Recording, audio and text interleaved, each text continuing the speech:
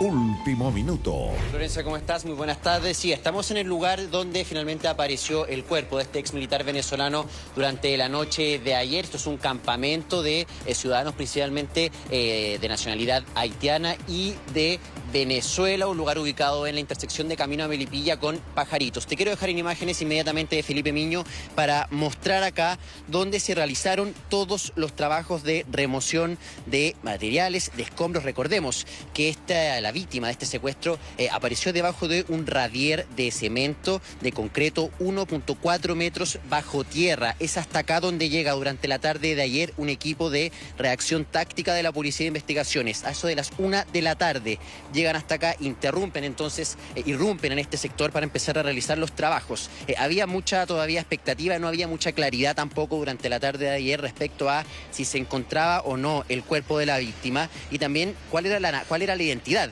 del cuerpo que si es que aparecía en este sector. Es ahí cuando comienzan los trabajos y a las 6 de la tarde se confirma el hallazgo de un cuerpo. Todavía no se sabía la identidad. Este fue hallado en una vivienda que es donde estamos nosotros ubicados en este momento. Claramente de vivienda ya no queda nada, se sacaron los techos, se corrieron también, se botaron las paredes y quedan resabios entonces de lo que fue el trabajo acá de la PDI. Lo que sí se puede ver, si me ayuda un poco Felipe para mostrar el radier que se ve en una esquina. Un radier es una base de cemento que se pone antes, es el primer eslabón de una construcción en el fondo. Es una base de cemento que se usa para poder desde ahí empezar a construir, en este caso, una vivienda. Vemos cómo queda un resabio de este radier en esa esquina y se extendía por unos metros más acá y era debajo de este radier donde aparece el cuerpo de Ronald Ojeda adentro de una maleta con signos de haber estado varios días. De hecho, como decían ustedes también, la data de muerte es de 7 a 10 días, por ende coincidía finalmente con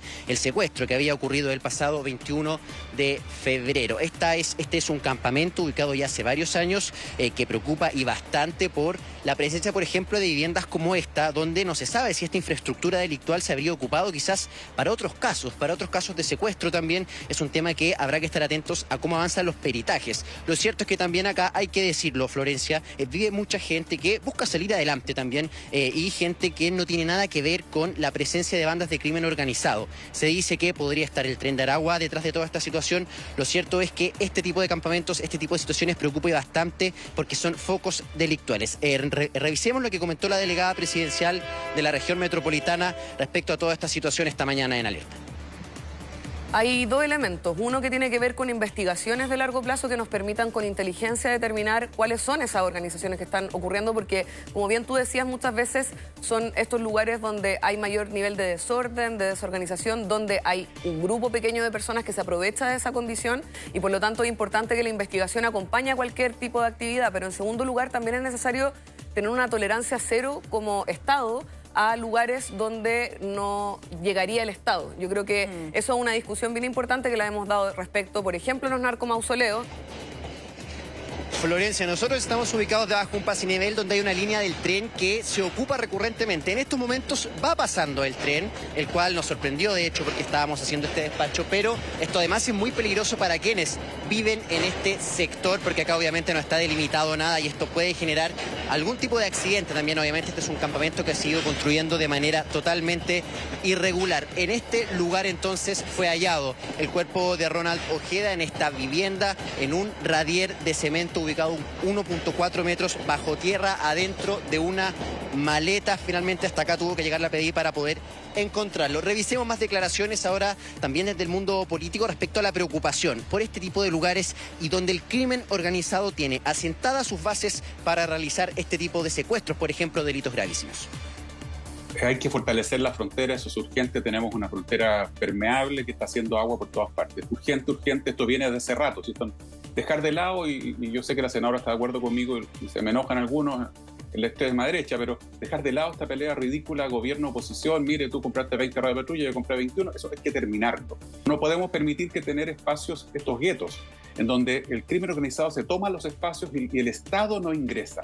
Eso no es posible. El Estado progresivamente hemos visto cómo, y Mario, que fue ministro de Defensa, yo fui secretaria, recuerdo haber estado en el norte hace varios años atrás, y que ya, por ejemplo, en Calama nos hablaban de formas distintas de operar bandas de que se quemaban personas en el desierto, es decir, claramente con unas figuras muy distintas, y por eso el Estado lleva muchos años adecuándose a esto.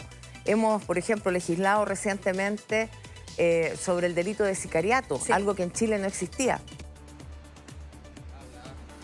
Bueno, ahí estaban las declaraciones, entonces, preocupación porque no es primer centro por ejemplo, para uso de personas secuestradas que se encuentran en Maipú. Recordemos 2 casos, por ejemplo, en el sector de Rinconada, también en esta comuna, donde se descubrió que el mismo Tren de Aragua también lo ocupaba para poder ocultar a sus víctimas secuestradas. Un tema entonces que preocupa, que pasa de ser un problema también de seguridad nacional por la presencia de bandas de crimen organizado, además, que secuestran a exmilitares de sus países. Un tema que además ayer fue abordado ampliamente por la Policía de Investigaciones, quien realizó todos los peritajes acá, que finalmente confirmó que la identidad del cuerpo hallado en este sector pertenecía a Ronald Ojeda, y eso finalmente va a ser muy relevante para el avance de toda esta investigación. Revisemos entonces lo que se comentó anoche aquí.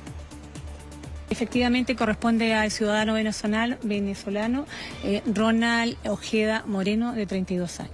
Se trabajó el sitio de suceso y se establecerá la causa de la muerte en el servicio médico legal a través de la necropsia.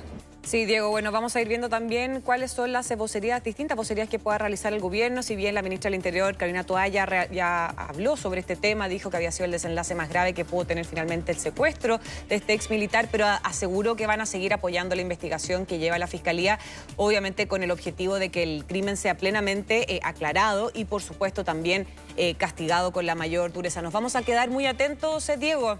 Que estés bien, buenas tardes.